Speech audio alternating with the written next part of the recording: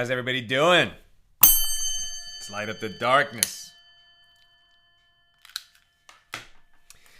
Who's in the house on a Wednesday night?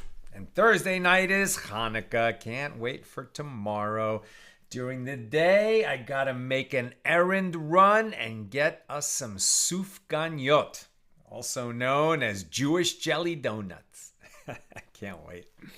Shandora in the Bronx, Paul in the Great Northwest, Melissa in Great Neck, John in Maine, Joseph says Shalom Bella in Florida. Joseph is getting over COVID. Thank you for helping me get through it. Refuah Shlema, Joseph. May you have a complete and speedy recovery.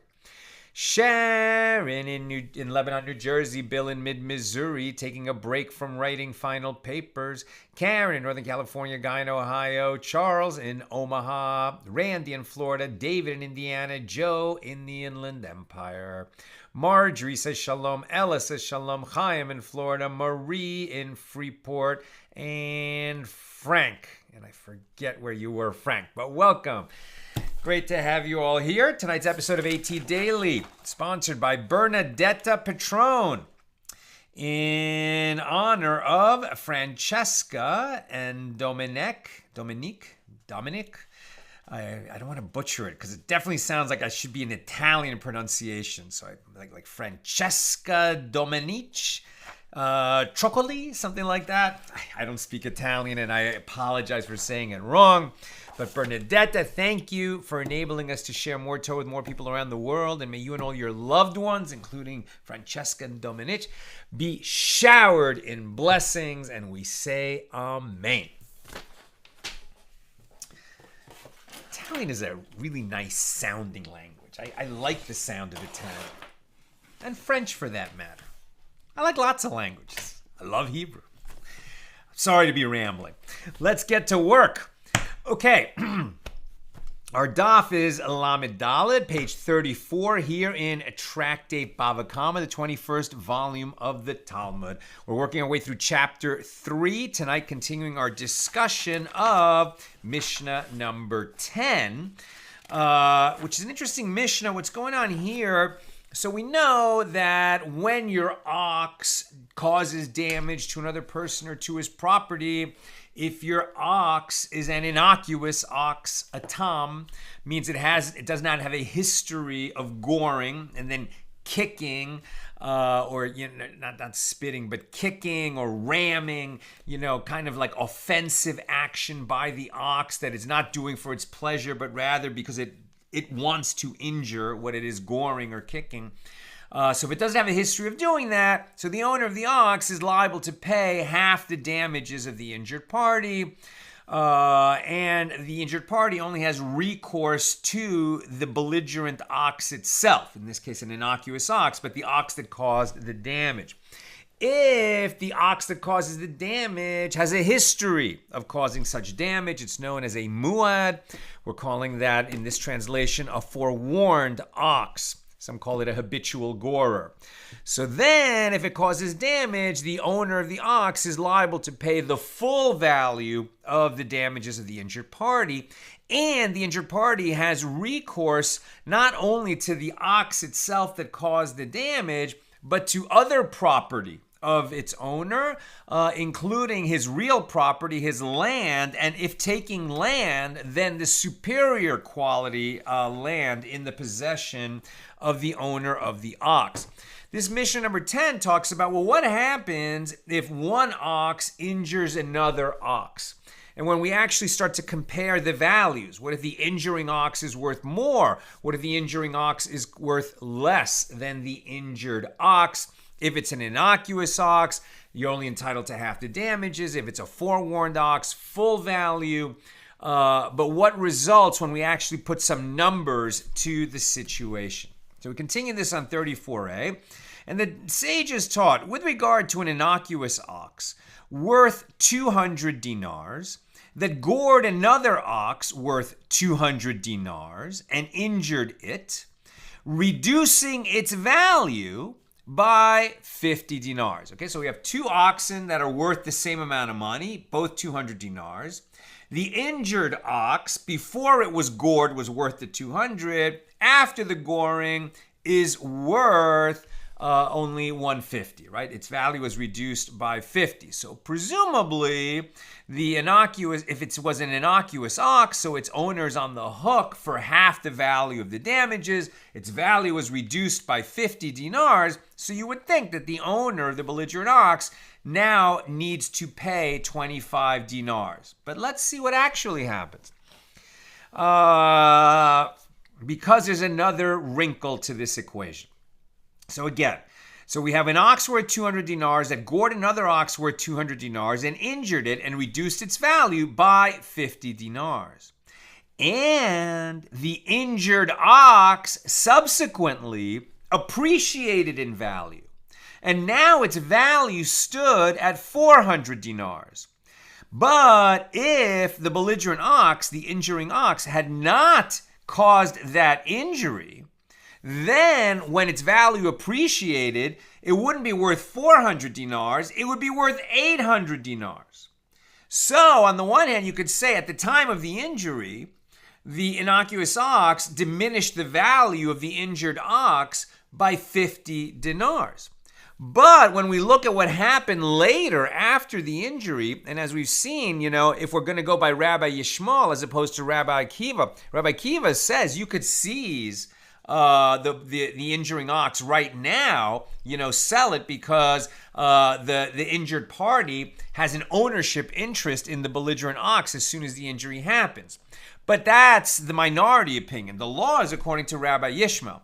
According to Rabbi Yishmael, the injured party now is like a creditor of the belligerent ox, has a right to receive the money and damages, and has a right that it should come from that ox if the owner of that ox, of the injuring ox, has no other property.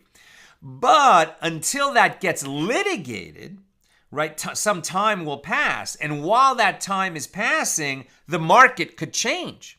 So maybe there's a cattle plague somewhere else and cattle are dying. And so this ox here, even though it's injured, its value starts to go up and to go up a lot. And so it appreciates to 400 dinars because it's an injured ox. If it was a healthy and whole ox, it would be worth 800 dinars. So are we going to say that at the time of the injury, the damages were 50 dinars, what its value was reduced by at the time of the injury? Or are we going to say that by the time this was appraised and litigated, and the injured ox, instead of being worth 800 dinars, is only worth 400 dinars, so its value was diminished by 400 dinars? What is the owner of the goring ox on the hook for? The 50 or the 400? So in this case, the owner of the belligerent ox gives him only 25 dinars, half the value of its reduction in value at the time of the injury. Now, if the injured ox depreciated in value and its worth is now less than at the time that it was injured, so then the damage is evaluated according to the ox's worth at the time of the injury? No, at the time of standing trial. In other words, the owner of the belligerent ox must pay the difference between its value before it was injured and its current value. So interesting that we're going to use one standard for measuring if the value of the injured ox goes down and a different standard if its value goes up. Meaning that in both of these situations, the one who is receiving, the one who has to pay, right, the owner of the goring ox, because it's in this case an innocuous ox, he's the one on the hook for damages, but it seems that the law is merciful with him and we're not going to make him pay too much, not over much. Now, if the ox that caused the injury, from which the owner of the injured ox collects damages, if that ox, the goring ox, the belligerent, we're calling the belligerent ox in our terminology here means the one that caused the damage, right? So if the belligerent ox appreciated in value, its owner gives the injured party a share of the ox according to its value at the time of the injury. If it depreciated in value, the owner gives a share according to its value at the time of standing trial.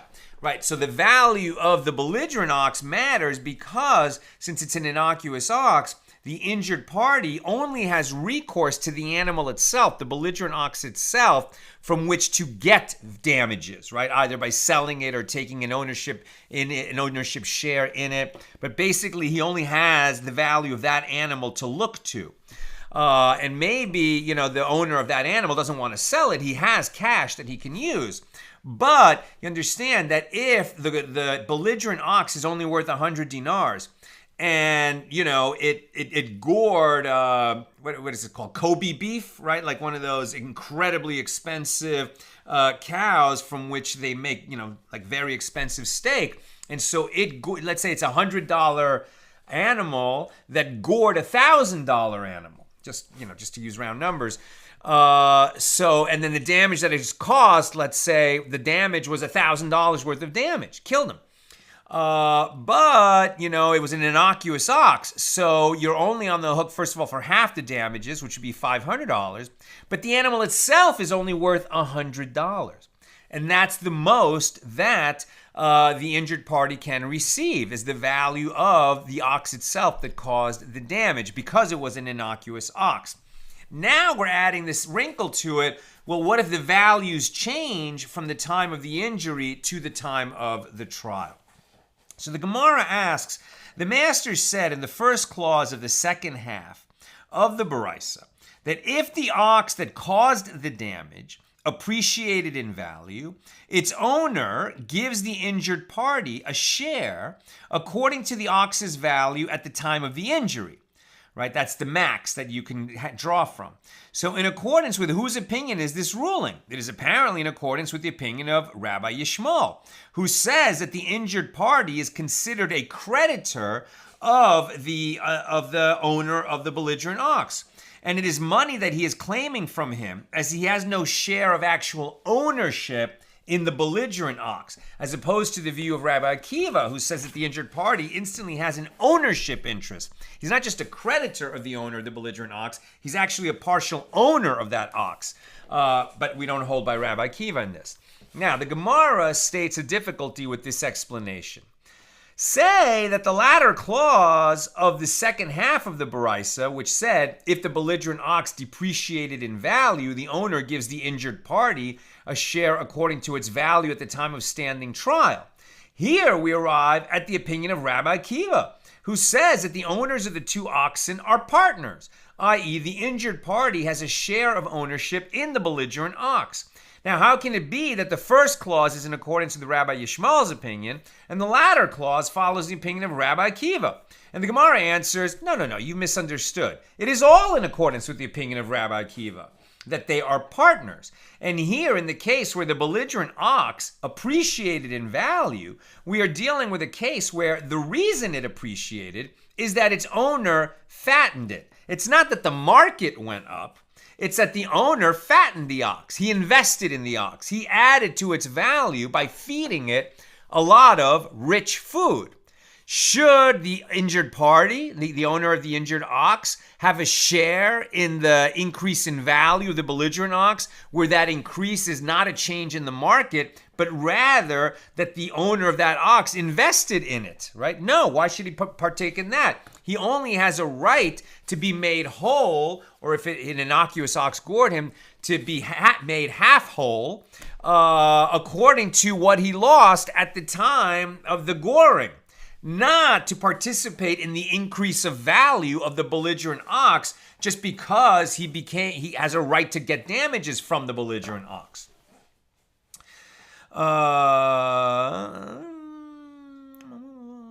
Because he fattened it, right? So though the injured party has a share of ownership in the ox, he has no share in the appreciation in its value, and his share is therefore calculated according to its value at the time of the injury. So the Gemara asks, if it is a case where the owner of the belligerent ox fattened it, say the first clause of the first half of the Baraisa stated with regard to the injured ox, where the Baraisa said, if it appreciated in value and its value stood at 400 dinars, the owner of the belligerent ox gives him compensation according to its value at the time of the injury. So if this is referring to a case where its owner fattened it, Need it be said that the owner of the belligerent ox is not exempt from compensation? Rav Papa said, you find the law stated in the first clause of the first half of the Baraisa to be true, whether he fattened it or whether it appreciated in value by itself. And the Tana of the Baraisa found it necessary to mention this law to teach us that even in a case where the ox appreciated in value by itself, because the market went up, the owner of the belligerent ox gives him compensation according to its value at the time of the injury, and not at the time of the trial. By contrast, you find the law stated in the latter clause of the second half of the Baraisa with regard to where the belligerent ox appreciated in value, only where its owner fattened it. So it is stated in the latter clause of the first half of the Baraisa that if the injured ox depreciated in value, it is evaluated according to its worth at the time of standing trial. So the Gemara asks, due to what did it depreciate in value? If we say that the ox depreciated in value due to labor for which it was used, so let the liable party say to him, you reduced its value, and I should therefore give you extra compensation? So Rav Ashi said it is a case where it depreciated in value due to the continuous effect of the wound, as the injured party can say to him, the horn of your ox is buried in it, i.e. it is still losing value because of the wound, right? It was a wound that became infected. The injured animal didn't heal, so its value keeps dropping, and that means that the liable party is going to have, his liability is going to increase as we approach trial. And that actually concludes our discussion of Mishnah number 10. Did I number? I misnumbered. Okay, so this is Mishnah number 11 now, here in chapter 3. With regard to an innocuous ox worth 200 dinars, that gored another ox worth 200 dinars, and the carcass is worth nothing. Right? So for whatever reason, when the accident happened, when the goring happened, it happened in such a way that the carcass has no value. Okay, so you had a 200 dinar ox kill through goring another 200 dinar ox, and the dead ox has no value. Okay, so in that situation, Rabbi Meir said it is about this type of case that it is stated in the Torah in Exodus 21:35. Then they shall sell the live ox, right, the surviving ox, and divide its monetary value. Because they're worth the same amount, since the one who lost his ox and it was gored by an innocuous ox, he had a 200 dinar ox, he's entitled to 100 dinars in damages. The ox that killed his ox is also worth 200 dinars. So what are they going to do? They're going to sell the live ox, get 200 dinars, and split the money. Now, it turns out that they're going to split the money because that also amounts to the value of damages that are owed to the owner of the injured ox. That didn't have to be that way. It's that way because the two oxen were worth the same amount of money. Now, Rabbi Yehuda said to Rabbi Meir, and that is the law, yet you interpret And Rabbi Yehuda says to Rabbi Meir, yes, that is the law, but your interpretation of the verse is incorrect. You have upheld the clause, then they shall sell the live ox and divide its monetary value, a verse in the Torah. And that fits your interpretation of the case. But you have not upheld the continuation of that same verse, which says, and the dead they shall also divide. Remember, there's a carcass, right? So if there were two oxen were worth the same amount of money and the carcass is worth nothing, right, they sell the living ox, the surviving ox, and then they've taken care of the damages as the Torah stipulates. But what about the dead ox? Okay, if the carcass is worth nothing, the carcass is worth nothing. But if it's worth something, then what happens? And the dead they shall also divide, since in the case you mentioned, the carcass is worthless. So rather, to which case is that verse referring? It is the case of an ox worth 200 dinars that gored another ox worth 200 dinars, and the carcass does have a value. In this case, it's worth 50 dinars. right? Okay, so that means that we diminished the value of the injured ox from 200 dinars to 50 dinars, right? It went from a living ox worth 200 dinars to a dead ox worth 50. So what was the actual loss? 150 dinars in value, right? From the 200 dinar living ox to the 50 dinar carcass, the actual worth of the damage is 150 dinars. Now you could also say, yeah, but I had a living ox. Now, if you give me 150 dinars, that takes care of what I lost monetarily. But now, I have to sell this carcass, get that 50 dinars, and then take the 200 dinars and go buy another ox. But, it doesn't seem like when an innocuous ox gores another ox that you have those kinds of damages. It's only the reduction in value from what he had before the injury to what he had after. But let's continue. So says Rabbi Yehuda that this is the case that you need to look at where the carcass is worth 50 dinars, right? So in this case, this party takes half the value of the living ox, which is 100 dinars, and half the value of the dead ox, which is 25 dinars, and that party takes half the value of the living ox and half the value of the dead ox. Oh, so in this case, what Rabbi Yehuda is saying is, well, my ox killed your ox, and my ox was an innocuous ox. So what we're going to do is we're going to sell both the living ox and the carcass, and then we're going to split the proceeds. And you're going to end up with 125 dinars, and I'm going to end up with 125 dinars. And that is going to end up being the right result because what happened, right? You had a 200 dinar ox, and then you ended up with a 50 dinar carcass. So your loss was 150. So you should be receiving 75 dinars and have your 50 dinar carcass. But instead, we're going to say we're both going to end. So you would have 125 dinars worth of stuff. So you're still going to end up with 125 dinars worth of stuff. But the way Rabbi Yehuda is going to approach this problem is you're going to end up with 125 dinars in cash. And so will I, because we're going to sell both the carcass and the living ox. And that's the Mishnah. Now the Gemara. So the sages taught, with regard to an ox worth 200 dinars, that gored an ox worth 200 dinars, and the carcass is worth 50 dinars, right? So Rabbi Yehuda's example. So this party takes half the value of the living ox and half the value of the dead ox, and that party takes half the value of the living ox and half the value of the dead ox. And this is the case of the belligerent ox stated in the Torah. This is the statement of Rabbi Yehuda. Very good. The Gemara just totally agrees with and restated the Mishnah.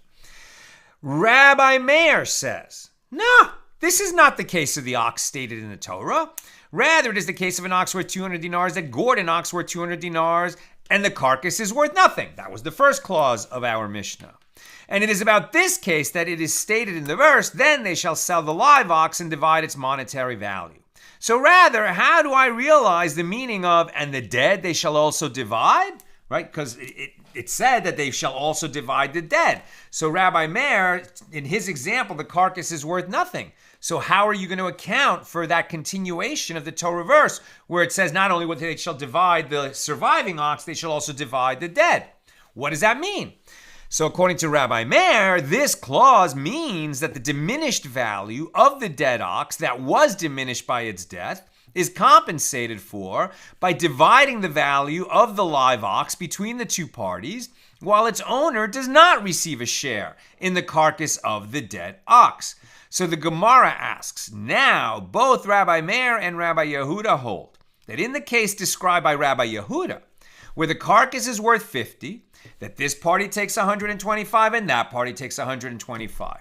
Rabbi Meir holds that the injured party keeps the carcass, which is worth 50, and he receives another 75 dinars, which is half the value of the damage, from the proceeds of the sale of the belligerent ox, and its owner is thereby left with 125 dinars out of the 200 that it is worth. Rabbi Yehuda maintains that the value of both oxen is split between the two parties, leaving each with 125. So if so, what is the difference between Rabbi Meir and Rabbi Yehuda? Why does it matter in which manner the compensation is calculated?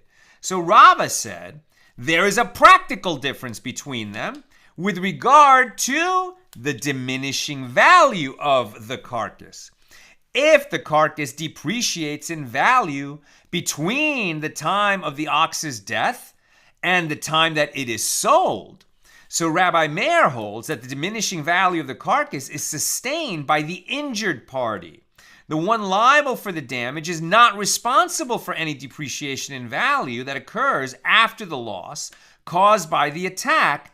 Let me read that again. The one liable for the damage is not responsible for any depreciation in value that occurs after the loss caused by the attack has been evaluated. And Rabbi Yehuda holds that half of the diminishing value of the carcass is sustained by the one liable for the damage, since he receives half of the dead ox, the carcass.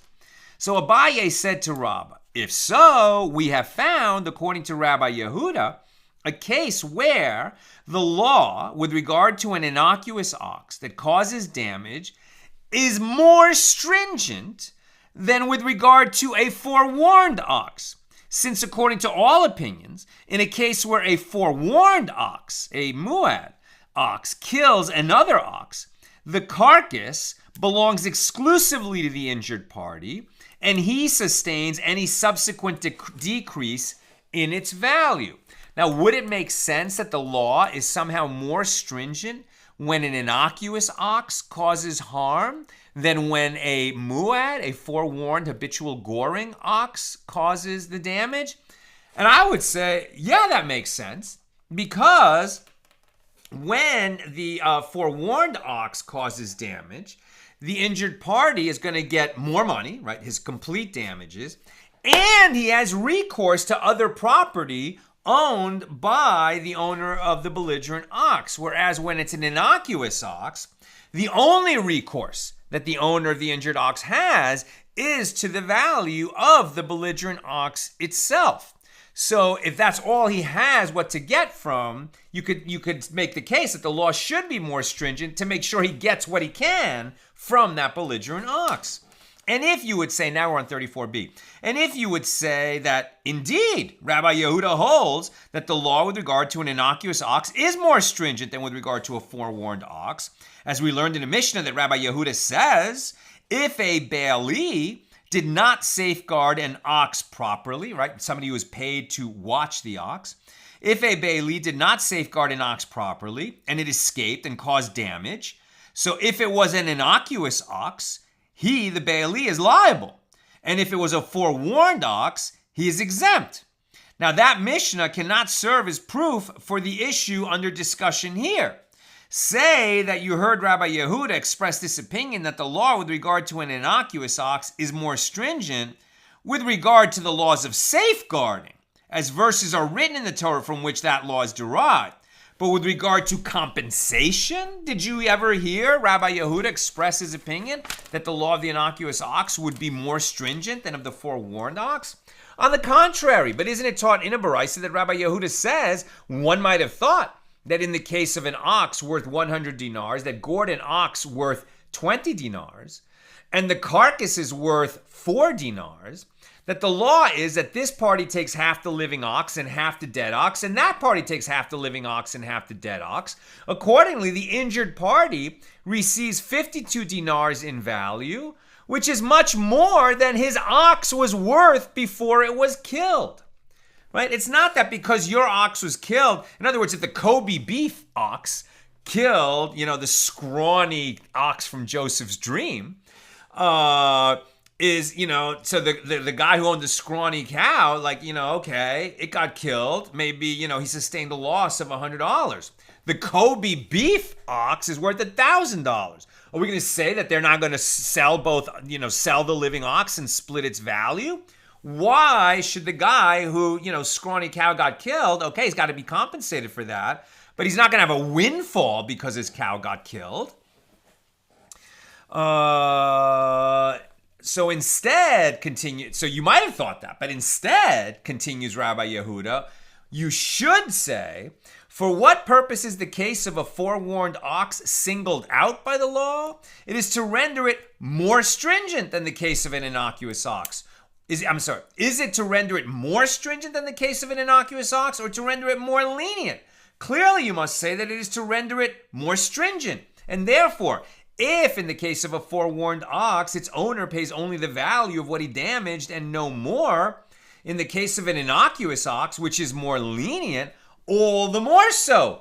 Is it not clear that the owner is not liable to pay more than the value of the damage? Evidently, Rabbi Yehuda does not allow for liability in the case of an innocuous ox to be more stringent than in the case of a forewarned ox. Now, again, here using these adjectives, lenient and stringent, it's a little bit misleading, right? Because stringent or lenient with respect to what? With respect to what happens, appreciation, depreciation, where you have recourse. There's different things that you could characterize, different aspects of the law that could be more stringent and more lenient. But in terms of, is the owner of the injured animal that was injured by an innocuous ox, he cannot receive more than half the value of what he lost, right? And if it had been a forewarned ox, still he can't receive more than the full value of what he lost. He's not going to get a windfall because his ox was injured. So rather, Rava's explanation that Rabbi Meir and Rabbi Yehuda disagree with regard to a case where the carcass depreciated in value should be rejected. And instead, their dispute should be explained according to what Rabbi Yochanan said, i.e., that the practical difference between them is with regard to the appreciation of the carcass in value after the ox's death. As one sage, Rabbi Meir, holds that the entire increased value of the carcass belongs to the injured party, since the owner of the belligerent ox has no share in the carcass. And the other sage, Rabbi Yehuda, holds that half of the increased value belongs to the injured party and half goes to the one liable for the damage because they co-own both animals. And this explains what was difficult for Rabbi Yehuda in a different baraisa. Now that you say that the merciful one has mercy on the one liable for damage as he takes a share of the increased value of the carcass, can it be said that in the case of an ox worth 20 dinars, that gored an ox worth 100 dinars and the carcass is worth 50 dinars, that this party takes half the live ox and half the dead ox, and that party takes half the live ox and half the dead ox? Accordingly, the owner of the belligerent ox receives 35 dinars in value, which is more than his ox was worth.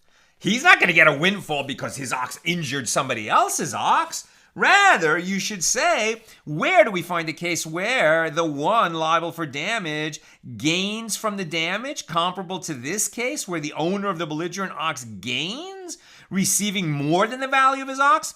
There is no such case, as one who is liable for damage cannot gain from it.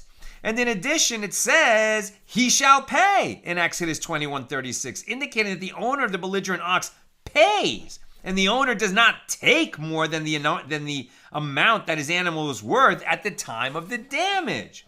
So the Gemara asks, for what reason was it necessary to add the claim, and it says, he shall pay?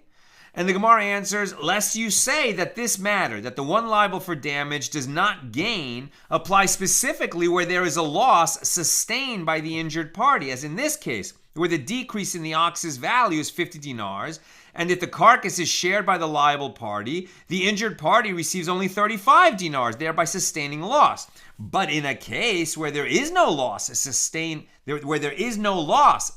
by the injured party, for example, the case of an ox worth 20 dinars that gored another ox worth 20 dinars, and the carcass appreciated in value and is now worth 30 dinars, more than the ox was worth when it was alive.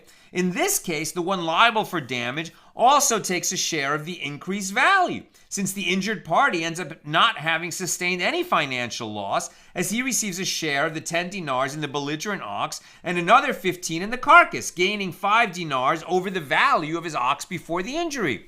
It is to counter this claim that Rabbi Yehuda adds, and it says, he shall pay, indicating that the owner of the belligerent ox pays, and the owner does not take more than the amount of the animal than the animal was worth at the time of the damage, right? I mean, it's common sense. Somebody whose ox injures somebody else's ox is not going to gain from that interaction. He's liable to pay. If it turns out that the ox that was gored ended up being worth more as a carcass than it was as a living ox, okay, then the argument is, so the one whose ox gored is not on the hook for anything. He has no liability. But he's not going to share in the increase of what he caused, because that's an odd set of circumstances. But even so, he's not going to gain from it. Now, with regard to Rabbi Yehuda's opinion that the two owners split the value of both, hold on a second.